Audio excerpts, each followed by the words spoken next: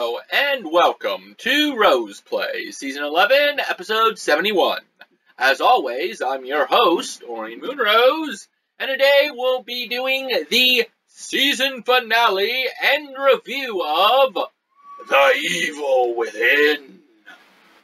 Wow, 71 episodes. I mean, I knew I would probably beat the Evil Within eventually on Akuma difficulty, and I mean, I was pretty sure. I wasn't 100%, but I was pretty much sure. And then Kuriyama I didn't think I'd have a problem with, and the executioner was just executed. But today, after, it was more like 69 episodes, or 68 episodes, I think. Yeah, 68 episodes it took us to beat the Evil Within. Woo! Chapter 6, I think, was the one I remember the most. But anyway, enough reminiscing about the past few.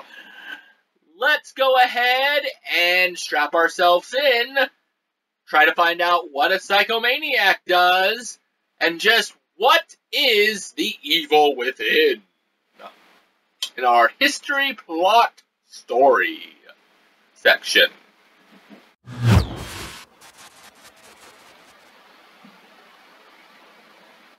Alright, so, the Evil Within, also known in Japan and maybe elsewhere as Psycho Break, which, I mean, come on, Psycho Break? That's kind of a cool name. I mean, I do like the Evil Within better for us here in the States, but Psycho Break is still something pretty neat. Is a new take on old survival horror, like Resident Evil, Alone in the Dark, that kind of stuff back in the day. As where Resident Evil kind of founded the new type of survival horror that would happen. But of course it makes sense when it was done by famed Resident Evil master Shinji Mikami. I probably biffed that up. Do apologize, Shinji. Who created a whole new tale that is not only reminiscent of Resident Evil, but is also unique in its own way. And we'll get more into that into the presentation. But definitely felt good to play a survival horror like we did.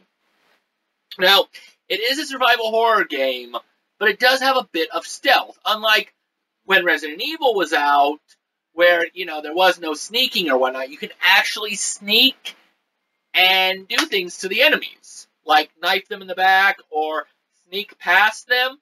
Now, however, the two out of the 3 DLCs that came out focused mostly on stealth. It wasn't just survival horror. I mean, it was still in there, but you barely fought back at all.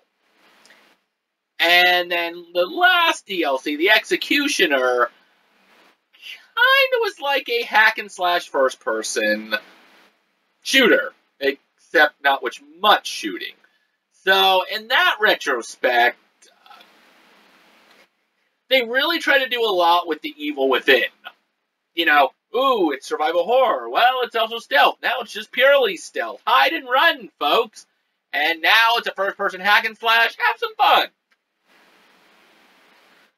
Alright, so, it was developed by Tango Gameworks, which, first time I think we played them on the show, and Bethesda Softworks, which I'm darn sure it's the first time we played a Bethesda game on the show, but clearly will not be the last.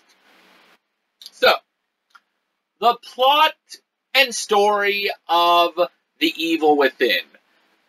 The game basically begins with 3 detectives getting a call about some incident going on in a mental institution. Well, wouldn't you know it, when they get there, they say that they're going to call for backup, and they go in anyway. I think that's the first mistake at being a detective. Well, when they get in, everybody is dead and murdered. As they get into the back of the room, they see this entity, later on known as Ruvik, who knocks them out, and when Sebastian Castellanos awakens, he is treated to a mass murderer who has people dangling above the thing. He escapes, and the rest of the story is to find out what is going on, if he is crazy, or if it's much deeper, more sinister, and whether or not an evil from within is emerging. So that's pretty much the story beginning of it.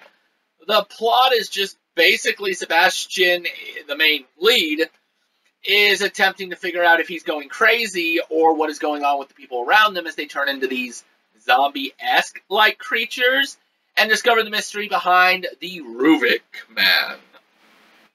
The Rubik Man. Now, however, it changes a little bit in the 2 out of the 3 DLCs where you play as one of the 3 partners, Julia. I don't quite remember her last name, so let's find out. Julia Kidman. Might be a slight spoiler, since I think the DLC delves into a few things that the main story has, but you play as Julia Kidman, a new detective who actually works for an organization known as Mobius, sent into the device to retrieve Leslie Withers, which is another character within the game. And from there, you also have to deal with your corporation, your administrator, who might or might not be a virus or malware that got put into the system. And in the final DLC, you play as a father who goes into a virtual reality type to save his daughter, becoming one of the main enemies of the game, the Safehead, or the Keeper, which is also the only one that's in third person, and you get an array of weapons, which we'll talk about a little bit more when we get into those DLCs. So, with that out of the way, let's see what was so great about the presentation, and was there anything from music that I actually remembered for once? Ha ha ha! You'd be surprised.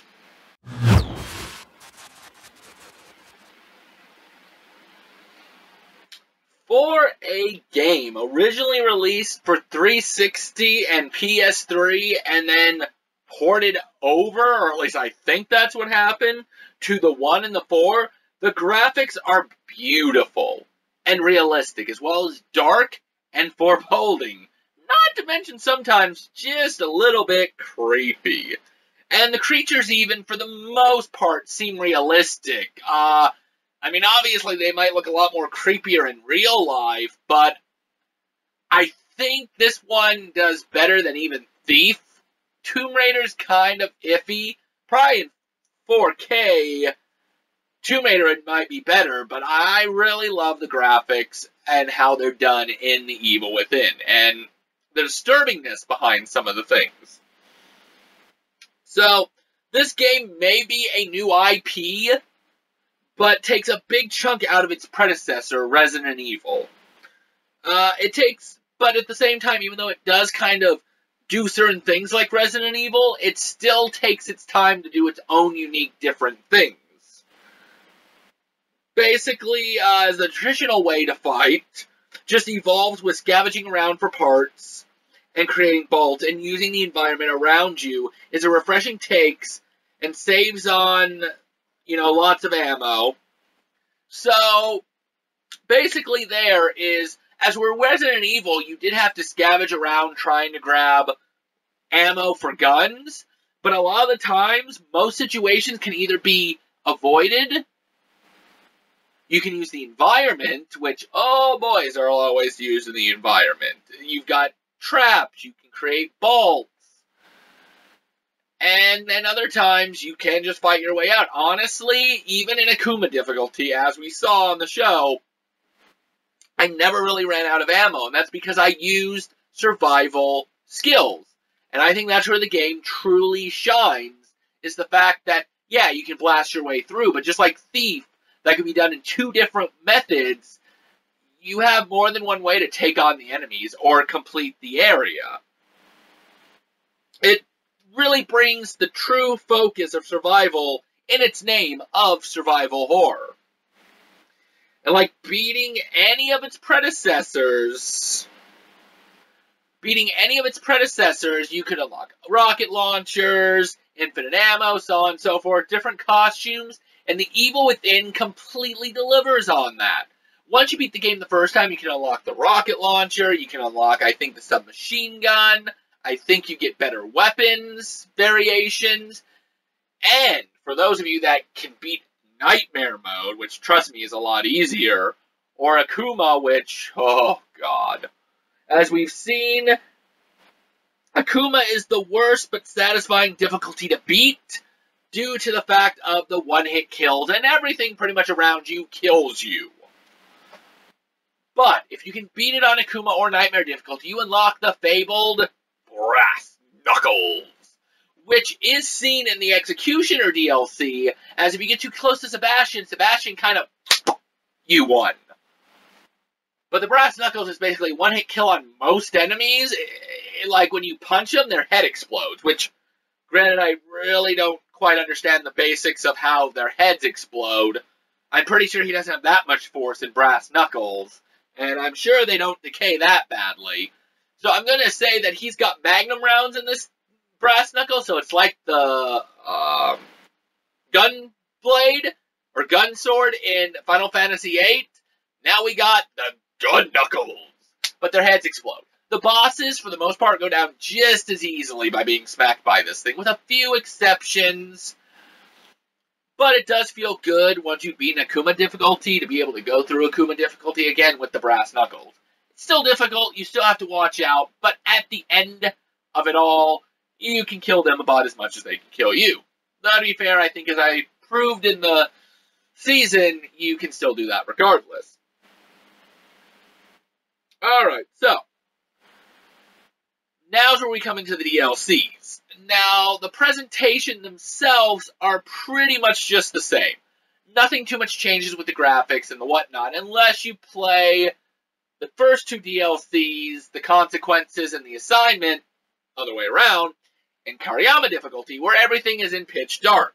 So, a lot of you guys didn't get to see the environments and whatnot around for that playthrough, and I do apologize, but it's supposed to be a harder difficulty, which really I didn't see. But the DLCs in this game take what you know and completely flip it on their side. So in the Assignment and the Consequences, it's a more serious role. There's almost no fighting whatsoever. You are focused on hiding, running, and survival. As you do get a few times, more in the second part of the DLC, to use weapons to take down the enemies, but it definitely takes the focus more to survival horror. And in the Executioner, you get to play as the Keeper, safe head guy, in a first-person mode, which again changes the aspect of the presentation and causes kind of a hack and slash, as one of my Twitch viewers would say. And really, how they do change it, it's nice not only to have to delve back into this world with the DLCs, but it's nice to have a different change of pace. Now, one major problem with this is the DLCs for the Consequences and the Assignment. I don't know why I keep switching those around. There's a problem with this. One of the few things that I dislike a little bit, once you play the two DLCs, it completely changes the entire format of the story. What you thought you knew in the main playthrough, once you play through it again afterwards, after playing the Assignment and the Consequences, woohoo, got it right. You see everything in a whole new light. Now, how about the music? We know I'm not the greatest with the music sometimes. Well, the music really hits home with tracks that can all feel sad, ominous, and sometimes gives you the creeps of moving into a new area. Oh my god, is there an enemy around? The music that is done in this really fits the mood, the motif, and can really keep you on your toes, as a lot of times when the music starts playing, it can cause stirring feelings. It can also sometimes blend in so well with the gameplay, you kind of, again, forget the music is there. But after sitting down and listening to it, because I decided to listen to the whole soundtrack this time, it brought back memories of these incidents that were happening. And I was like, yeah, I remember that music now. So the music really wasn't a bad thing in this sense. But my favorite song of the entire game had to have been Long Way Down, sung with the vocals of Gary Newman? I don't know. At the climax of the opening of Evil Within, and the end credits really giving the feeling of what us, the player, is getting themselves into, and finishing with the credits to make us question, what did we just witness? And the vocals that are used in this are amazing. I think the beat goes well, and the lyrics that they use for it really does make you question. So, now is time of the show where we go into the characters and voice actors, and I talk about them each, or some of them each individually for a bit, their actor, and what you may know from them from certain games. Sometimes movie and television, if their criteria is a little bit down. So let's go ahead and see who voiced who in The Evil Within, and what did I think of all the actors and the characters. So who better to start off with than Sebastian Castellanos? Or at least I hope that's how the last name's pronounced. I really don't hear it too often, just his first name, honestly. But Sebastian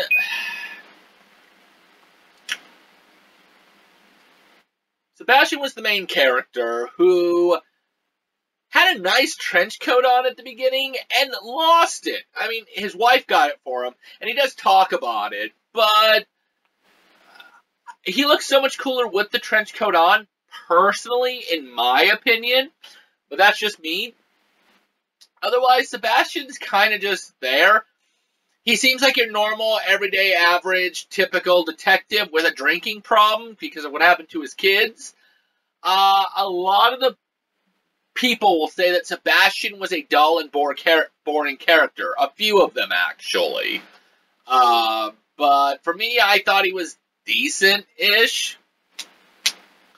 He kind of gets more better towards the end, though. He, though, was voiced by Anson Mount, who I really couldn't find any games that I would know, but he was in. But since I am a Marvel and DC fan and just superhero fan in general, he has recently been cast as the lead role in Marvel's Inhumans show or movie as Black Bolt. So that ought to be interesting to hear him again, especially if he uses the same voice. I'll probably be pitching Sebastian the whole time. Not to mention, he's reprising his role in the second Evil Within. Next was Joseph Oda, or Ode, which he's weird. I mean, he's a pretty cool character and a pretty cool guy. Something's going on with his glasses. He always wants them. Even Sebastian makes a comment on it. But Joseph has this tendency to switch between being haunted and being normal. I don't know why he's the only one that seems to switch between the two. Maybe that'll get explained more in the sequel as his fate is indeterminate. I won't try to spoil that too much. But I think Joseph is kind of my favorite character. I think he's half Asian. I'm really not sure. But he was voiced by, and oh boy, am I probably going to mess this up, Yuri Lowenthal, who's pretty much done everything. He's done TV, movie, games, every type of platform. From what I remember him as, and what you guys might, if you're old enough or have played it, was the Sands of Time trilogy for Prince of Persia. He played the prince himself, which, it's been so long since I played, I didn't even piece together the voice. And he was also in the Dissidia series for Final Fantasy as Cecil Harvey. Otherwise, he's been in a lot of TV shows, movies. You probably have heard of this guy or know of him. Next up was Julie Kidman, who, excuse the language, was sort of a hard ass. She's tough, she's mysterious, especially once you play the 2 DLCs. You learn a little backstory behind her, but she's still kind of, by the end, just as confusing. But otherwise, other than that, she's a character that will try to get the job done or won't back down from her own faults.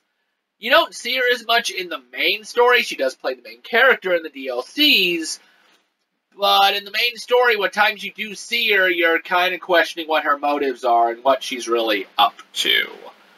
She was voiced by Jennifer Carpenter, who I really didn't see anything for games. However, a lot of you may know Jennifer Carpenter from Dexter, the Showtime series about the serial killer. She played Dexter Morgan's sister, Deborah Morgan.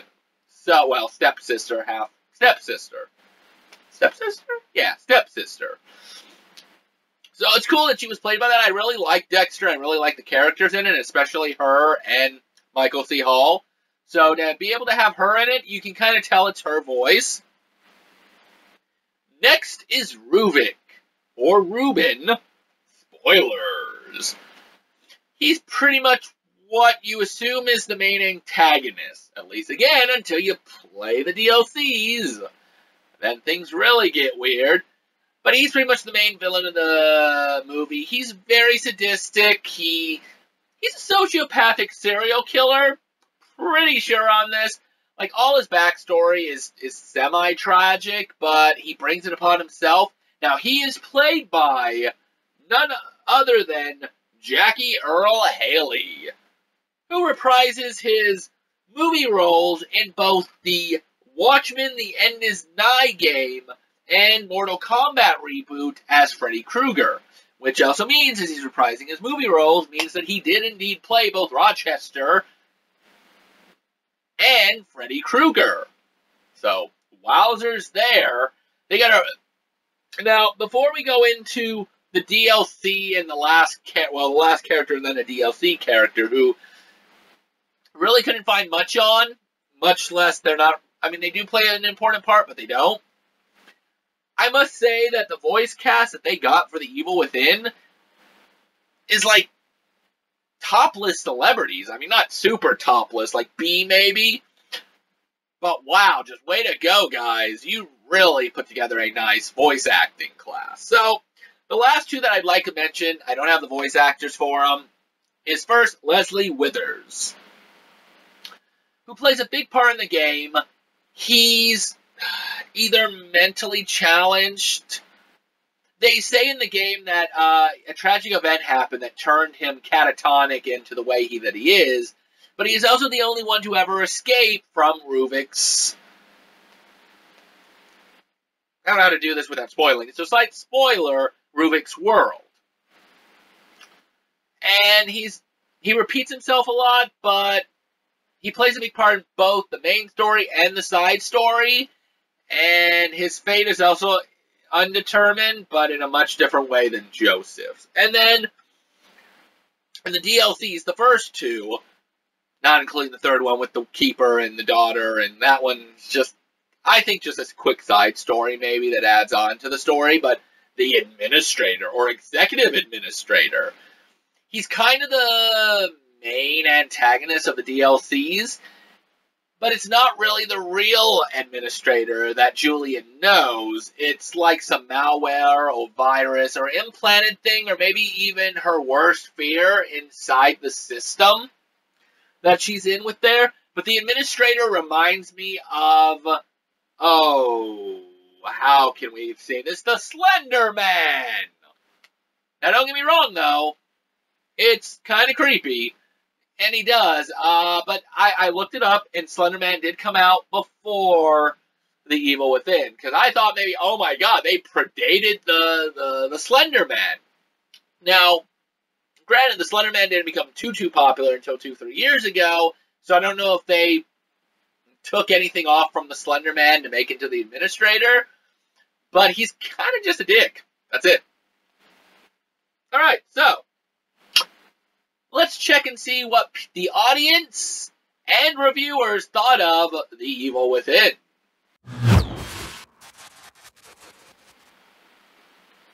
The Evil Within received mostly positive reviews, but tended to have the same problems from people, and we'll get into that in just a second. So, one reviewer praised the gameplay, the horror aspects of the game, which I can completely agree with that.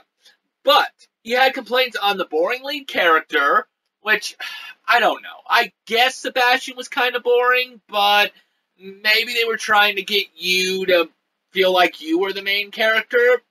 It seems like in number 2 that he's got a lot more personality than what he did, from what little they've shown already. And convoluted story. I suppose convoluted? I mean, when you think about it, the story is kind of confusing, I agree, up until the very end. But once you got it, I mean, but I don't know. It's hard to say. We'll get back to that in a second. Another reviewer said it had high replay value, probably mostly to the, different modes, the items, the whatnot, and, playing it for a second time to be like, oh, I understand everything now.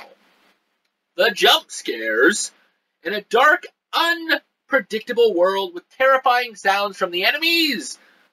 That seemed pretty real. However, again, problems. So, it seems like every reviewer has problems with the game, which, does normally happen. But it's the disappointing story this time and texture popping. So, this time we went from convoluted to disappointing.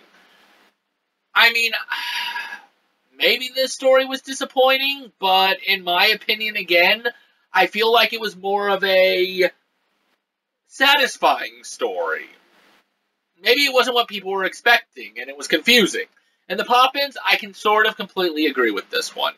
There are a lot of textures in the game that finish itself as you're going, or they're loading weird, and so it feels unrealistic. So that one I definitely will give up to them.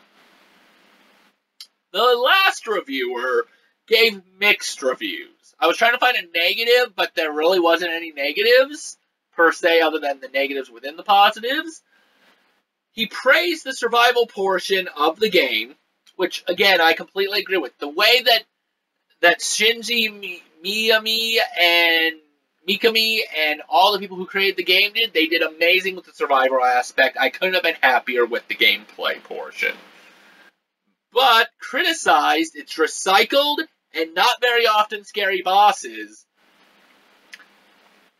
I suppose I will agree with recycled. I mean, you fight the Keeper so many darn times. You fight Laura so many darn times. But I think the reason behind this is due to Ruvik and the fact that those two particularly plays pivotal parts sort of within the game. What did I say past there? Review gave me criticize it's recycled. So recycled. So yeah, I mean there was the twins, which are kind of just like larger, haunted. There's a legion of things, which is kind of similar to the final boss. So I guess I can see recycled, and yeah, no, really, they weren't really scary. I'd say the dog was the scariest, and that's only because that darn thing on Akuma difficulty is like a tank. But also sluggish controls, which I didn't really feel sluggish controls. I mean, for someone like me who played the Evil, or not the Evil Within, that played other survival horror games with the tank controls, not to mention I've played worser games, I thought the controls were at least decent, personally. And poor character models. So again, that kind of comes back probably to the texture pop-ins, or maybe it's the fact that all three characters kind of look similar. I mean, in the way they dress, but differently. Like, one has boobs, obviously, another wears the glasses, kind of Asian-ish, and Sebastian. So, I don't know. I'm iffy on that one. Alright. The Evil Within was also the second best-selling game in the United Kingdom for all formats during the week of its release, and was third best game for October 2014, with highest sales for new IP survival horror in the United States for a while, but then it was beat out by Dying Light a few months later, which I still have to try that game. Alright, so now we're starting to come to a close. This is more now coming to a personal time between final thoughts and the rating, along with 3 reviewers' ratings that I will not tell you where, so you can go look up reviews yourself. But let's go ahead and head into my final thoughts, and if there's anything left to add to The Evil Within.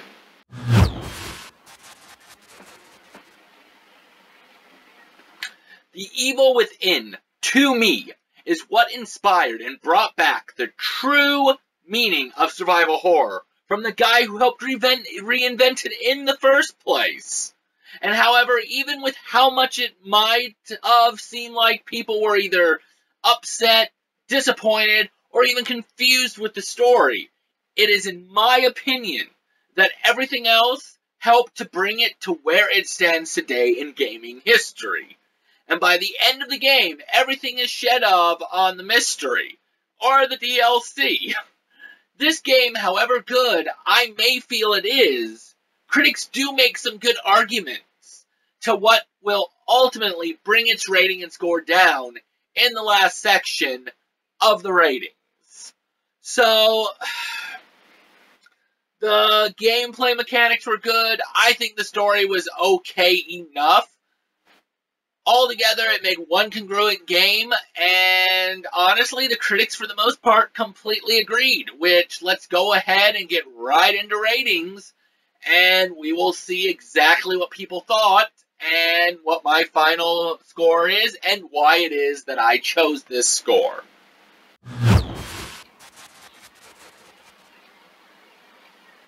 So, per usual with my reviews, before I give you my final score and my reasonings as to why, first I will give you 3 random ratings. I won't tell you what sites they're from, or who rated them. That way you can go look them up for yourself to see that I am either telling the truth or lying, and see what other people thought of it. Now, out of all the reviews that I checked, there was no score lower than a 6.5. So that will be the first one. The highest score was a 9, which I believe happened twice, and an 8.7 from 3 different sites. Now, what does that mean for my score? Well, I thought it over long and hard, and after much thinking, not to mention combined with the fact that I did ask a few people that I didn't know what they thought about the game, I am going to stick with a firm 9 out of 10. Not 10 out of 10, as much as I absolutely love this game. There were some issues with it. Now, the Akuma difficulty, I'm not putting that against it. As hard as it was satisfying to beat. I felt like it was mostly my fault every time. So, it's not getting it for that. I'm giving it to it sort of for the fact that most reviewers did. Why it lost 0.5 of it, which was the story. Now, don't get me wrong. I like the story. It all weaved together perfectly in the end. But that is the problem. Where does it end? Even though some people found it convoluted, disappointing, Evil Within had a DLC ending, in a sense. Not just that, but to get the complete story, you have to play the DLC. Now, granted, the reason why it's only a 0.5 off from a 10 to a 9.5 at that one is because the DLC does completely change the format of the entire game, and at least lets you want to go through it a second time and be like, oh yeah! So I only took 0.5 off for that. The second part of the 0.5 was the polygons. Like they said, the texture pop-ins.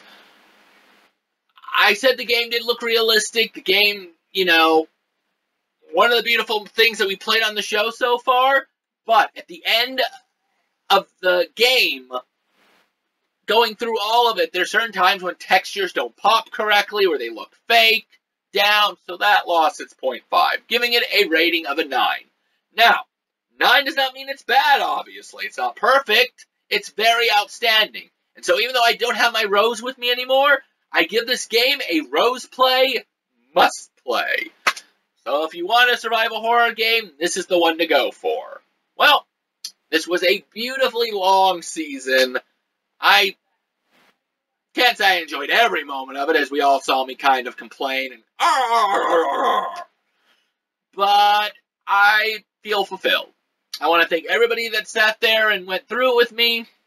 You guys are the best. Come back next season, season 12, for Middle-earth, Shadow of Mordor. And remember, keep gaming, never give up. And if you have to put an ending through a DLC, sort of, maybe you should think about adding it to the main game instead.